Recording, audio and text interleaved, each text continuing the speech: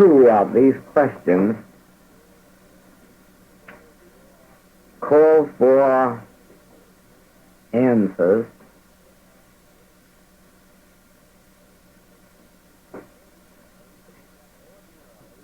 that ordinarily take up an important part of our closed classwork.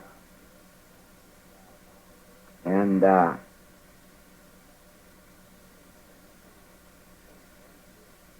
I'm going to introduce that this afternoon.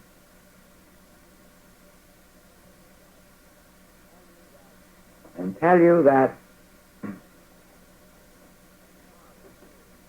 harmony in one's experience depends upon an understanding of it, and that all spiritual healing work is based on it. Without an understanding of it, spiritual healing work is impossible. It is true that some little faith healing is possible without it, and also that some little mental healing is possible without it. But mental healing hasn't been very successful in the history of this country. It began auspiciously, sprouted beautifully, and then died on the vine. There is very little mental healing work going on in this country.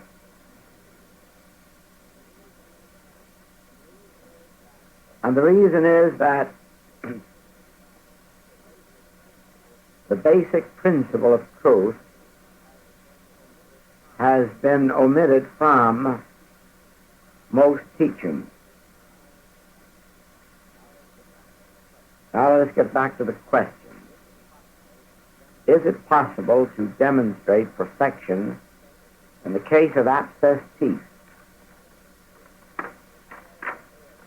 Now let us add to that question. Is it possible to demonstrate perfection in the case of broken bones? Is it possible to demonstrate perfection in the case of insanity? Is it possible to demonstrate perfection in the case of cancer, consumption? And the answer is yes. Yes, in all of these. It is possible. It is not only possible, it's happening every day of the week. But such healings are based primarily on an understanding of the truth of being. Now, there is some healing without it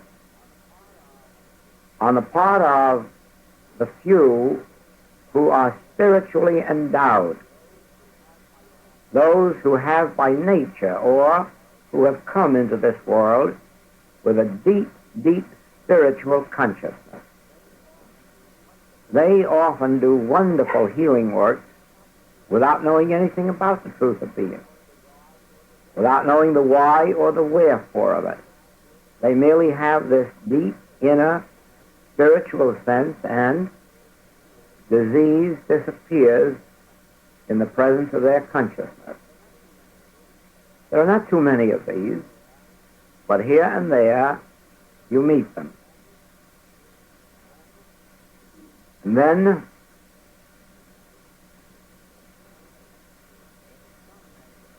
there is some measure of healing work done by those who have studied some of the mental approaches to healing and who, during their study, have developed some spiritual sense. Now, they may be all wrong in their knowledge of the healing principle. They may be far off the beam in their understanding of the truth of being, but somewhere through their study, through their zeal, through their integrity, through their desire, through their love of God, they develop a spiritual sense, and they do some healing work. But actual spiritual healing, which is done through a knowledge of the truth of being, a knowledge which leads to the development of spiritual consciousness, must have an absolute basis in being, and that absolute basis in being must be known and understood.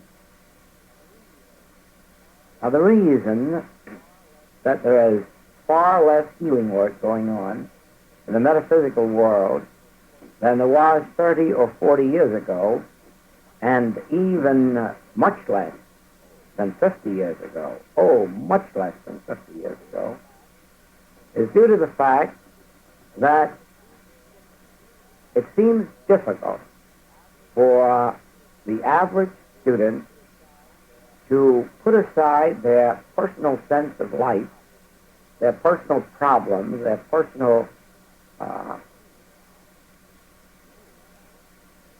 human lives, long enough to learn a principle, long enough to study and catch the vision of the principle.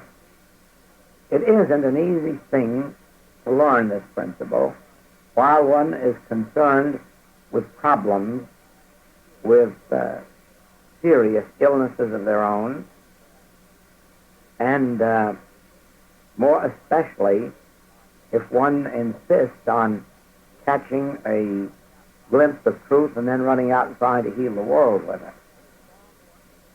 It is far more important that a student do not go out into the world to heal anyone until they have caught the full vision of what they're doing, and then go out and really do the work. So the answer to this is yes. It is possible to heal, to bring out perfection in the case of abscessed teeth, or abscessed bodies, or cancerous bodies, or tumorous bodies, or any other form of discord, if one has the correct understanding of the truth of being, and through that understanding develops the consciousness of it. Now remember, there are two parts to it. I could give you enough in any one afternoon of the knowledge of the truth of being so that you could perform all the miracles that have ever been performed in the history of the world in healing work, if that knowledge were enough. But that knowledge isn't enough. That knowledge has to be carried to the point of realization. And that is where time, effort, and practice come into the picture. I will tell you this afternoon the full and complete truth of being. It will not make healers of you. But if you will take the truth of being, put it into practice in your own affairs, in whatever problems are brought to you, not trying to teach it. No. Don't try to teach it. Don't tell it to anyone, not even your nearest relative or your dearest friend. Keep it to yourself until it has become part of your own being, until by demonstration you know that it's yours. Then you can do all the teaching you want. But if you attempt it before then, you will be trying to teach something you do not know. And both of you will lose. It'll be the blind leading the blind. Now, just to get these out of the way before we come to that, will you explain briefly the metaphysical meaning of the nails piercing the hands of Christ? No, I don't suppose I know that at all. As a part of the physical experience, I guess it was customary to do the crucifying in that manner, and I suppose symbolically it would refer to any of the daggers that people get in their heart when they try, or in their hands or in their feet, when they try to do good for the world. The good that you do is very often evilly spoken of, and sometimes even more harshly treated. May have something to do with that. And will you speak to us of marriage? Very little that I can say on the subject of marriage. Very little. Marriage as an institution was originally created as a protection to the family life, to the integrity of the family life. And like all of human existence in this age, marriage has become primarily a matter of what each one can get out of it. And as long as it remains that way, we will continue to have 70% divorces. Even a human marriage, to be successful, must carry with it some idea of both parties bringing something to it, not both parties seeing what they can get out of it. And that's a long way off in human experience. Spiritually, marriage is the ideal state. From the standpoint of spiritual living, one is not complete, really, until they have found their completeness in God. When an individual finds his completeness in God, they always find that completeness made manifest in the relative world, that is, in the form of a human companion. It is very seldom that a person finds their absolute completeness or union in God without finding a very desirable companion on the outer plane. And that means one who shares their ideas of spiritual living and all that goes with it. And when that occurs, of course, nothing's more ideal than that. I spoke last night about the joy of communion with a person in just sitting in the mountains or valleys or by the rivers and enjoying the beauties there are in this world. So when one has found their inner oneness with God, they must always find that interpreted in the outer realm as a right human companion. Very often that may result in marriage, or sometimes it may just result in a companionship or friendship, or a student and teacher relationship, or practitioner and patient relationship, but there's no reason why it shouldn't result in meeting someone on the level of marriage. And that would be ideal. No one has to be told why marriage is a failure. There isn't anybody in the whole United States of America over the age of 17 who doesn't know why marriage is a failure when it is a failure. And always it is the same reason, that the marriage did not take place because of what one could bring to it. And then this question, why is it that India, which is supposedly so far advanced along this work, is such an impoverished nation? India is not advanced along this work. India is as far in its religious life away from God as the Christian world. And that's about as far as from here to there and back again. The Hindu world is no nearer to spiritual truth than the Christian church. And the Christian church it hasn't even come near the door. Never will spiritual church, spiritual truth, abide long in any organized form of religion. There isn't room in an organized form of religion for spiritual truth. And if it does creep in at the beginning, it will find its way out before very long. There are 1,000 reasons for that, and it would take too long to go into it now. But it's been the history of all religion, of every religious teaching in the world. At the moment it was organized, that was the moment when the spiritual nature of it went out, and when materialism crept in. And you can understand that. You can understand that.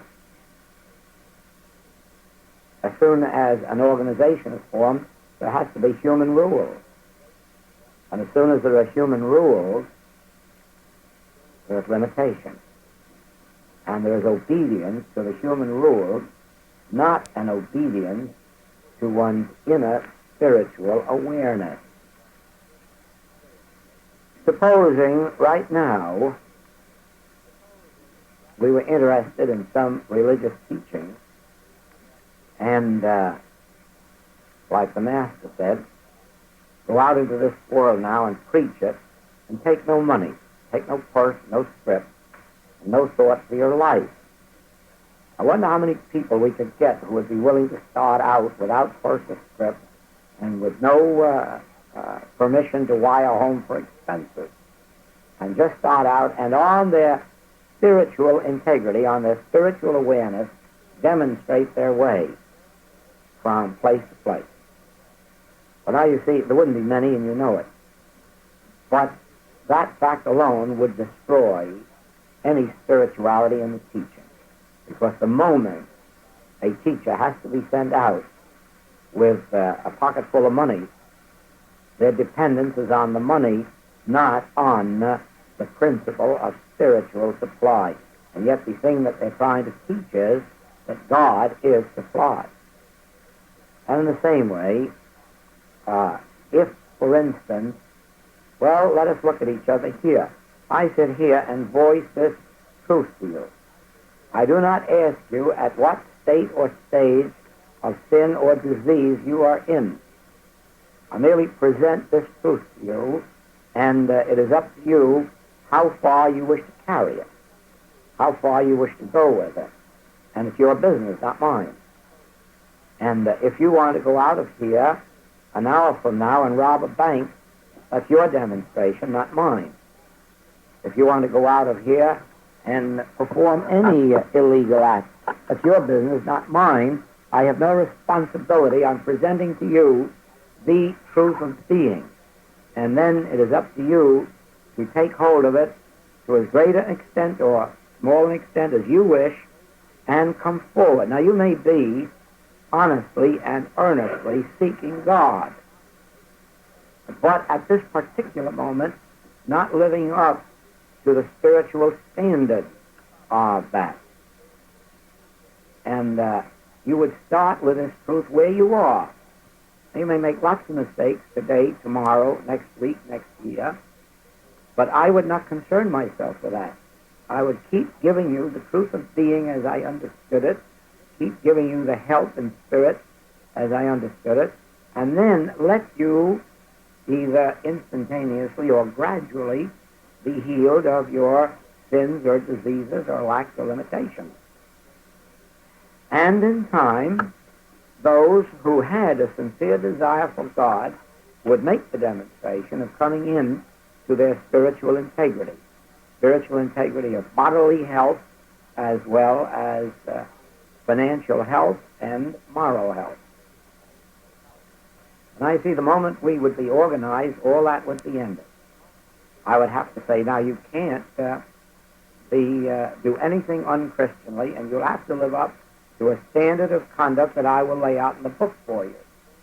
And in that moment, you begin to suppress and repress, and sometimes be a little hypocritical about it and pretend to a demonstration you haven't made, and then you see we're out of spirituality entirely.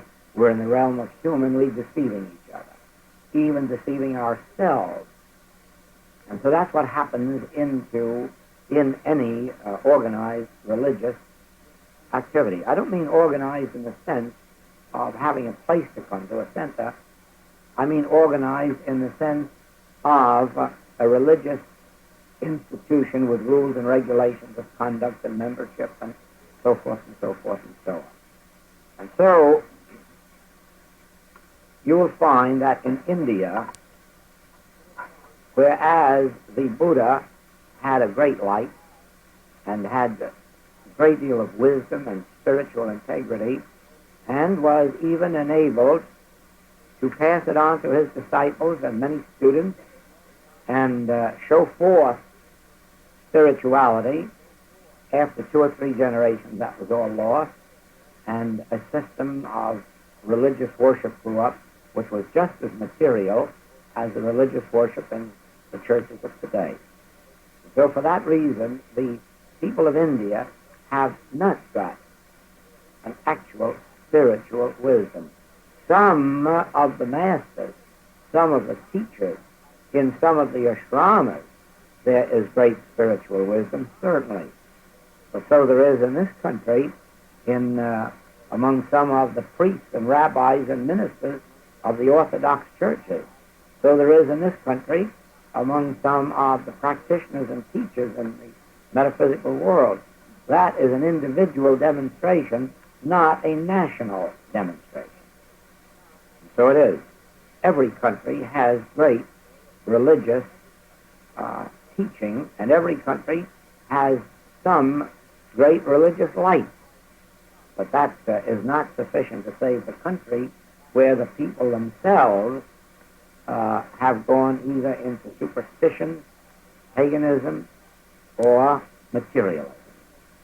And so, let it be understood clearly that no nation on the face of the earth can claim for itself spirituality merely because there have been some basic, original spiritual teachings in that nation. On the other hand, there is no nation, regardless of how materialistic its religion has been, that has not developed a great spiritual light at some period or other. Today, Japan is going through that experience. There is probably one of the greatest religious lights in the world in Japan today, spreading among the people and coming through a metaphysical interpretation. They have a metaphysical textbook over there, of which over 1 million copies have been sold at $10 a piece, among people who rarely see $10 in a whole year's time. But they have made the sacrifice of buying that book. In the same way, they have no opportunity, or little, to hear a metaphysical lecture.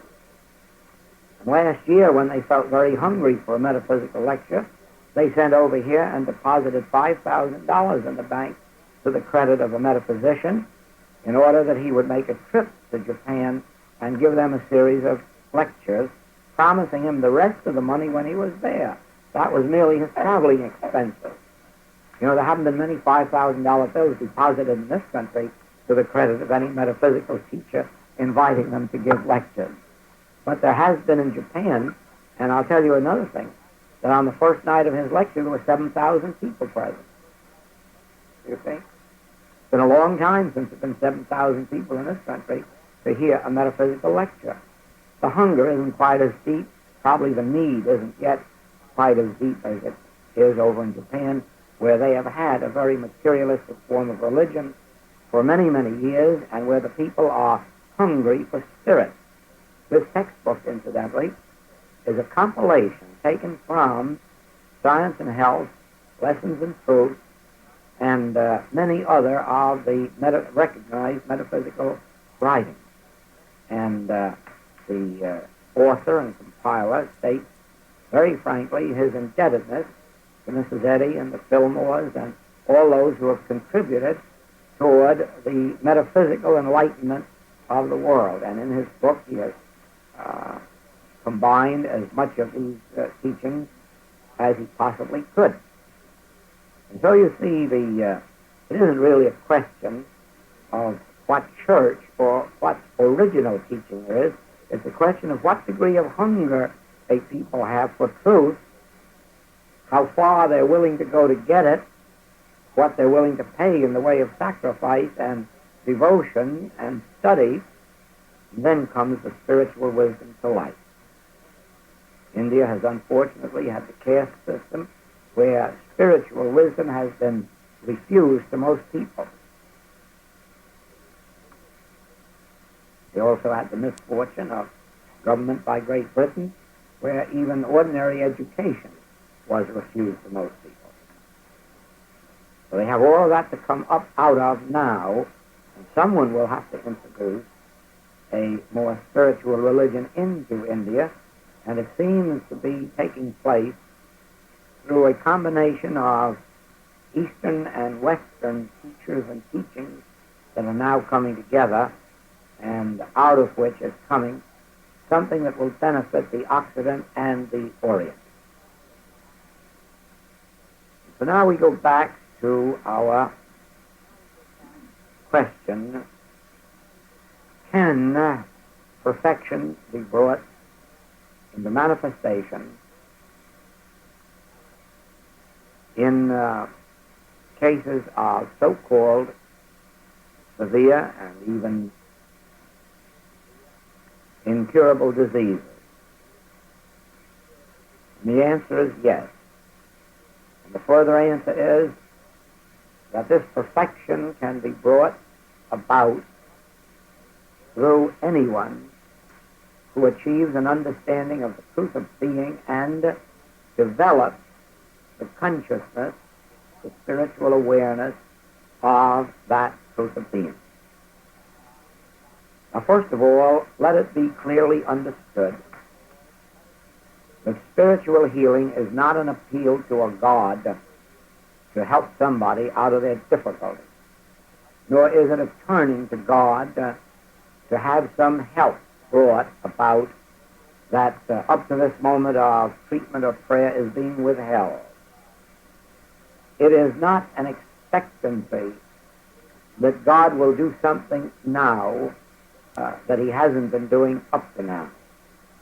So for the moment, let us leave that thought of turning to a God out of the question until we first turn to the truth of being.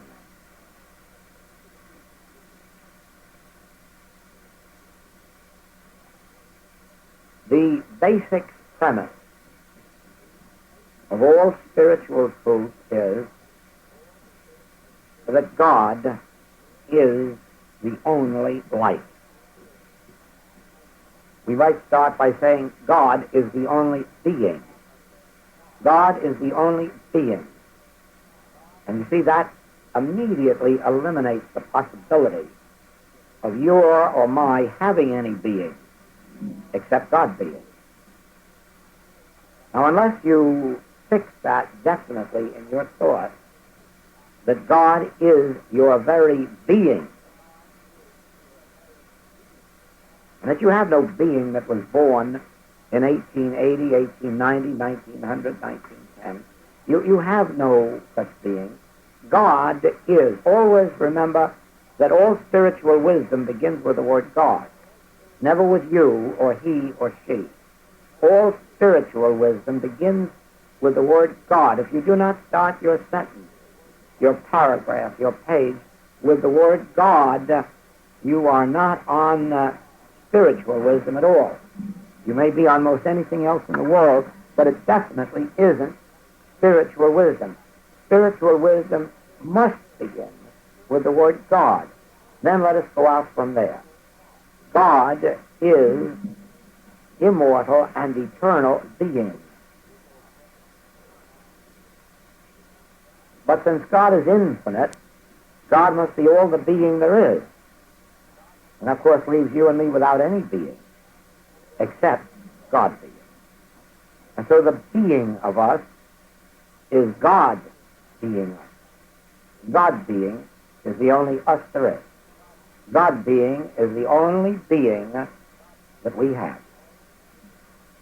Of course, is there anyone who believes that God has age, sin, disease, lack, limitation, ignorance, superstition, fear? No. No, God is pure being. God is too pure to behold iniquity. God is immortal being. There's nothing in God that defileth or maketh a lie. But when you say this, you are saying this about your own being. You follow that? You first must know the truth about God. When you know the truth about God, You do not have to know the truth about yourself because God is your only self. Now do you see where some of the mistake has been made? We have been trying to heal yourself. We have been trying to improve your being. We have been trying to make statements like, you are spiritual, you are perfect, you are harmonious. Bunkum nonsense. Only God is spiritual and God is perfect and God is harmonious, and because God is that, and because God is the only being, there is no other condition anywhere. God is the only mind.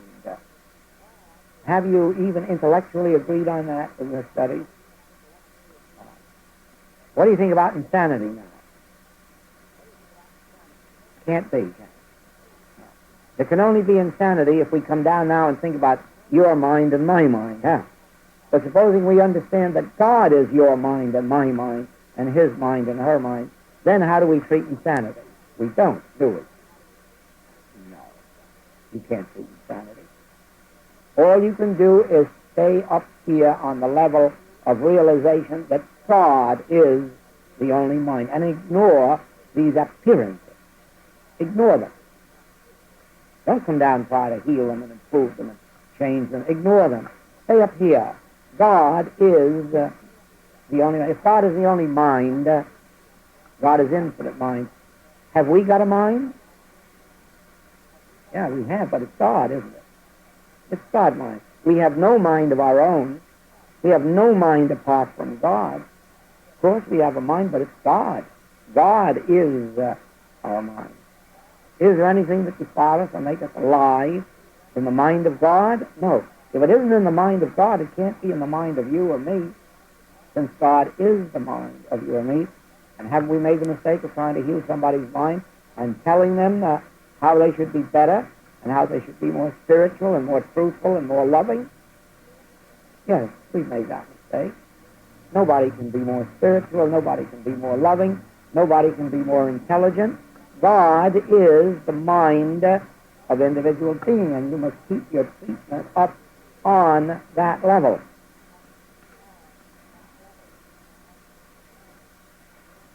God is the only life. How old am I? Ah, there you have it. Why do we show signs of age, infirmity, weakness? We have accepted the universal belief in calendars and birthdays. Now, I don't say to give up having birthday parties. They're a lot of fun. But don't believe that they represent your age. Have them at least just for an anniversary of pleasure and exchanging of gifts, but don't connect them with your age. Just like we can make Christmas every day in the week, and Thanksgiving every day in the week. Let's have a birthday every day in the week, too. But don't associate a birthday with the extremes of your life, birth and death. If God is life, then life is eternal. But if God is life, then God being infinite, life is infinite. And so there can't be but one life. That life must be your life, and it must be my life, and it must be an eternal life and an immortal life and a changeless life. Yes, there can't be a change of life. Life is just God unfolding day by day, always appearing progressively in greater measure, greater integrity, greater vitality. But it's always God's life, and it's never your life or my life. And all this business about saying that you are immortal or you are spiritual, or that's all ruled out in this work. There's no you to this. God gets the treatment, not you. And the treatment we give God is the realization of God as the one immortal and eternal life, but God as individual life, the life of you and of me, into which nothing enters that defile us or make us alive. Oh, we can go all the way down. Activity. Can the organs or functions of your body be active? No. Can they be inactive? No. Why? because they can't have any activity. God has all the activity there is. God is infinite activity, infinite harmonious activity. So we're not concerned with your activity or mine, since God's activity is the activity of your body and of mine, and we have no activity of our own. We have no inactivity of our own. We have no underactivity, we have no overactivity, because we have no activity, period. There is one activity, and that is God activity. And God activity is the activity of our being and of our body and of our business. Well, we have problems of supply, too. And that is only because we have a claim of having supply or not having supply. If God is infinite, can we have supply apart from God's supply? No. How can we have supply of our own if God has all the supply there is? Therefore, it is literally true that the earth is the Lord's and the fullness thereof. And Son, all that I have is that. So you see, there's no question of having supply, and there's no question of not having supply. It's a question of the truth of being, that all supply belongs to God, but since God is our being, all supply is incorporated in our being and is ever with us. Whether or not we are aware of it at this moment isn't the point. We are dealing now with the truth of being. And the truth of being is that the earth is the Lord's and the fullness thereof. The Son, all that I have is thine. Well,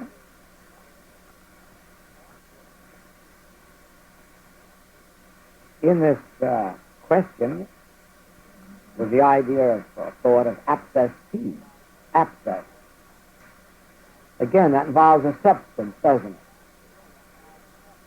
But if God is infinite, is there any substance but God's substance? And so God being the substance of all that is there anything that enters the substance of God that defileth or maketh alive? No. So the whole thing up to this point is rising in our own thought above the belief that we have a life, we have a mind, we have a soul, we have a spirit, or we have supply, or we have a body, when the truth of being reveals that God is infinite. God being infinite and immortal and eternal, all there is God, and God being universal being must be individual being. And that's the only being of you, the only being, the all-inclusive, perfect, harmonious, and whole. Now, when we have gone along that with everything that we can think of that relates to the truth of being from the standpoint of God and its creation, and incidentally, one of the most helpful things in gaining this consciousness is the first chapter of Genesis. If there were nothing in print but the first chapter of Genesis, we could all make our supreme and complete demonstration. There is enough in the first chapter of Genesis to include all the scriptures and all the world. Why? Because it reveals God as the creative principle of all that is, and as the substance of all that is, and as the activity of all that is. That's pretty really enough to know. Now we go a step further in this truth of being, because we are faced with appearances to the contrary of this truth of being. It's strange, but it's true, that while this is the truth of being, that is, God's allness, God as the life, substance, and being, God as the only law and the only activity of being. And that's another thing to take up too, God as the only law, because in realizing God as the only law, you annihilate laws of matter, infection, contagion, calendars, time, space, food, and all of these things that come under so-called material law. Because once you've understood God as the only law and the only lawgiver, you no longer have to deal with any material law, nor would they have power over it. They would, in a measure, lose their power.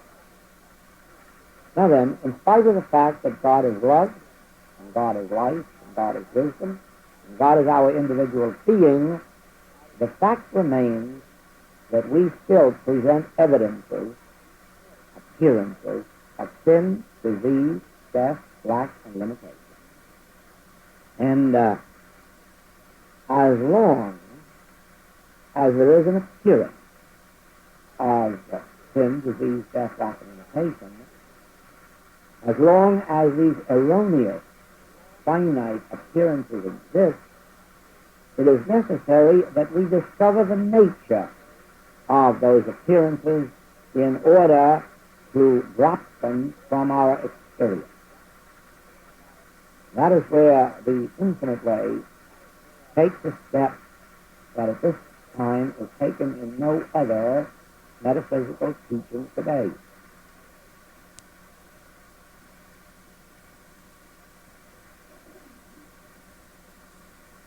And it accounts for the fact that in a few brief years the infinite way has gone as far around the world as it can go in space, as far as it can go, because it can't get behind the Iron Curtain and it can't get very far in Roman Catholic countries. But it has touched every land on the earth, and its spread is at a rate that no one of us today can keep pace with, because if I were to tell you how much it is today, tomorrow, that would no longer be true. In a few brief months, a very large edition of the Infinite Way has had to go into its second edition in the British Empire. And it is going throughout that empire rapidly. And even the tape recordings have reached to Australia and New Zealand and Tasmania and South Africa, North Africa, England, throughout this United States and Canada.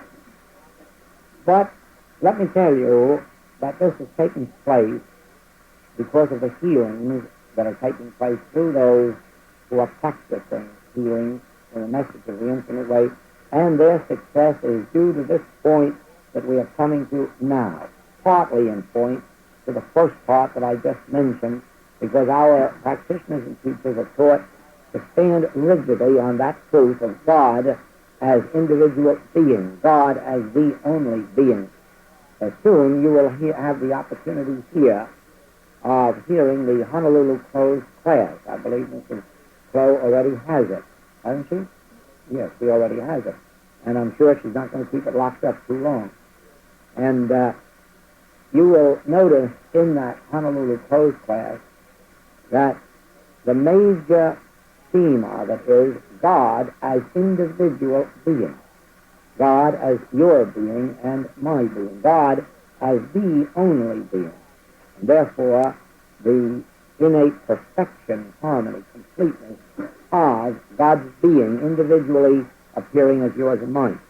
But now, from there, we go to the second step. And here, I have to tell you that in the handling of disease, in the treatment of disease, in our way, we do not concern ourselves with the name or nature of the disease. In other words, it is no concern of ours whether it's cancer or consumption, a simple pimple, a simple cold, or a little indigestion, or a simple headache. One is no more important than another.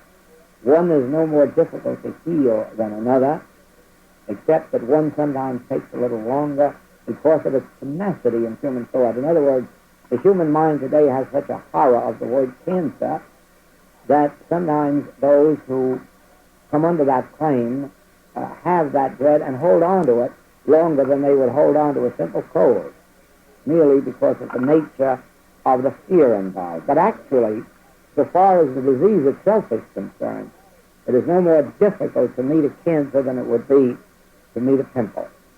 It would be no more difficult to meet consumption than it would be to meet a common cold. And the reason for the fact that many of these take longer to heal than others is only the tenacity of the hold of fear that has been impregnated in the human thought. From the healing standpoint, there is no difference. And if you were treating disease, if you were acting as practitioner with somebody, you must, according to the infinite way method, learn to ignore the name or nature of the claim and handle it in this wise.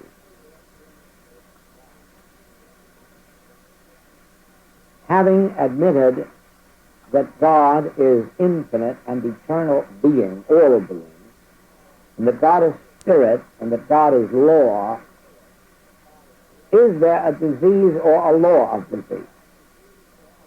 Is there a substance of disease? Is there a form to disease? Is there a continuity to disease? No, there couldn't be. There couldn't be and a God of infinite good. Could there be a God who is love and any reality to a disease? No. Now then, that relegates disease to the realm of appearance, or claim, or belief, or suggestion, doesn't it? It doesn't leave it now as an externalized thing in the body or on the body, does it?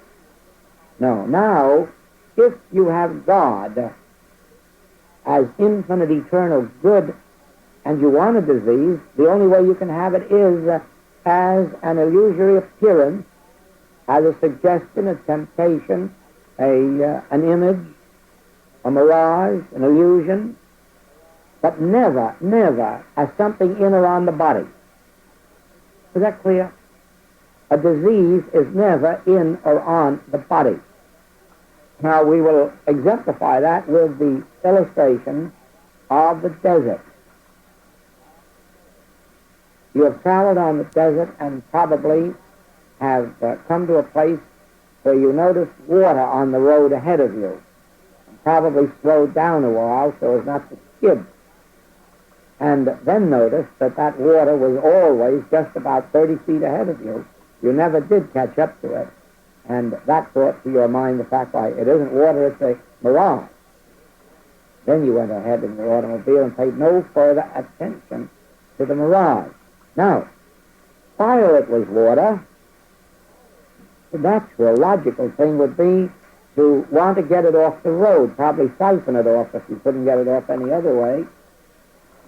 But once you saw it as a mirage, you no longer had the desire to get rid of it, did you? Because as a mirage, it was no power, no danger, no wetness. Or you may have seen on that same desert a great big city ahead of you, and then found later you had to drive right through that city. Because the city wasn't there as an externalized form, that city was only there as a mirage. And where is a mirage? Out here or up here? It's in one's misperception, isn't it? And you have seen the sky sitting on the mountains in the distance, haven't you? Is that an externalized thing, or is that up in your own mind? Yes, that's up here. You're looking out and not beholding it as it is. In other words, then, the horizon is not an externalized condition, is it? And water on the road isn't an externalized condition. And the city in the desert isn't an externalized condition. And they have no substance, have they? No law, no continuity. They exist only as a nothingness mirage. A mirage without a form, without a law, without a body, without a being.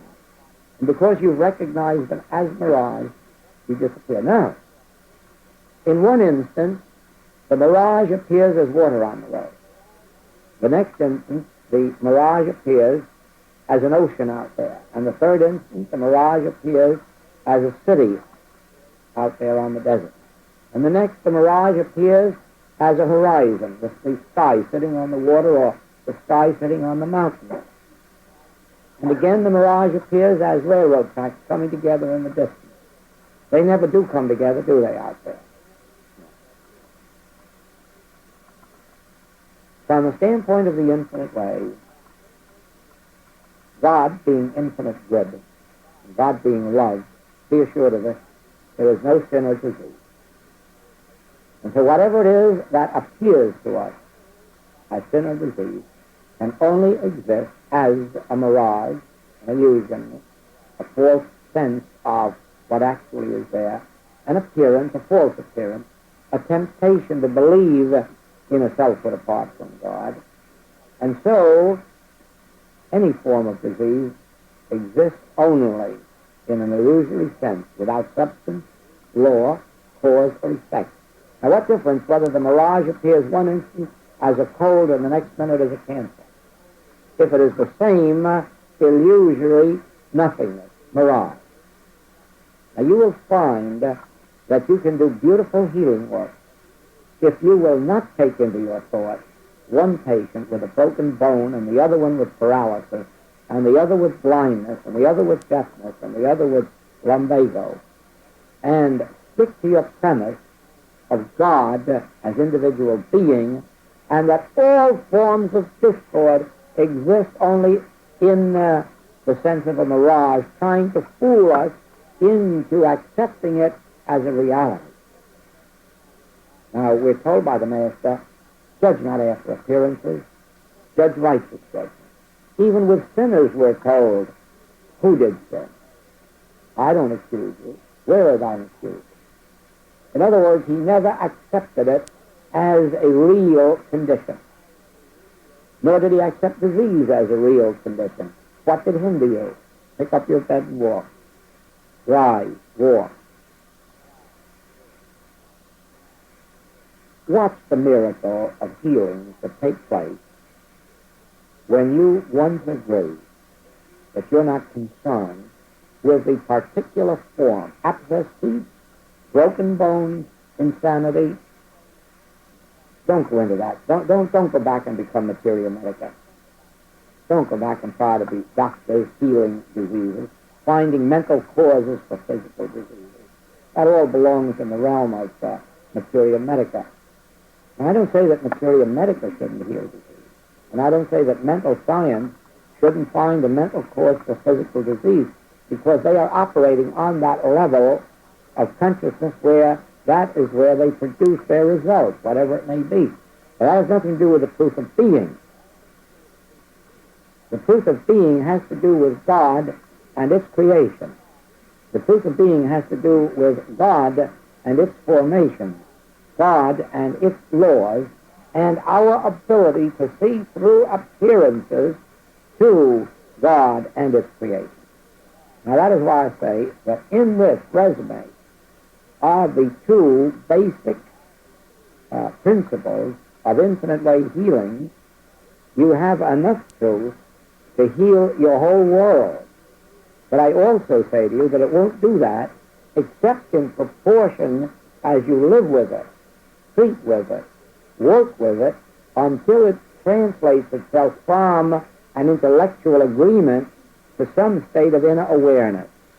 When that moment comes, then you will find that healing is the normal, natural thing, and it takes place very often without your even giving a conscious treatment, without you even knowing that somebody was sick and required. But there are those two things. The need to know God as individual being, and stop trying to pick out people here and reform them or heal them or change them or correct them or get them to be better than they are. Leave them alone. Go to God and realize the truth about God and God as individual being, and then all harmony will follow. And watch the second step. When you are faced with automobile accidents and fires and earthquakes and volcanoes, only you will remember that those are merely the pictures superimposed upon this mirage stuff, and that the substance of them is mirage. And don't get frightened at them, and don't try to think of a prayer to remove them or heal them, but look through them and realize, oh no, back of all this is God, and all of this appearance stuff, this is the mirage that would fool us into believing that there is a creation apart from God, that there is a law apart from God, a law of sin, a law of disease, law of poverty, law of lack. There are no such laws. There's only one law. God is the only law, and God is the only lawgiver, and so there are no laws of limitation, not physical, mental, moral, or financial. There are no laws of limitation, and when you hit up against one, it becomes necessary for you Not to be concerned with the form, whether it's water on the road or a city on the desert, but go behind and say, no, no, no. Regardless of the appearance, that's only mirage. Then you'll find how quickly you will heal. You'll find how quickly the evidences of discord fade out of your experience. Don't turn to God and think of God as healing. Just look out and face the situation with the truth. I don't care what form the appearance is in. Behind it is the mirage which forms pictures of nothingness. Pictures without substance, law, cause, or effect. I told you in 1 hour to learn it all. Just take a little longer, though, to practice it and bring it into expression. Thank you.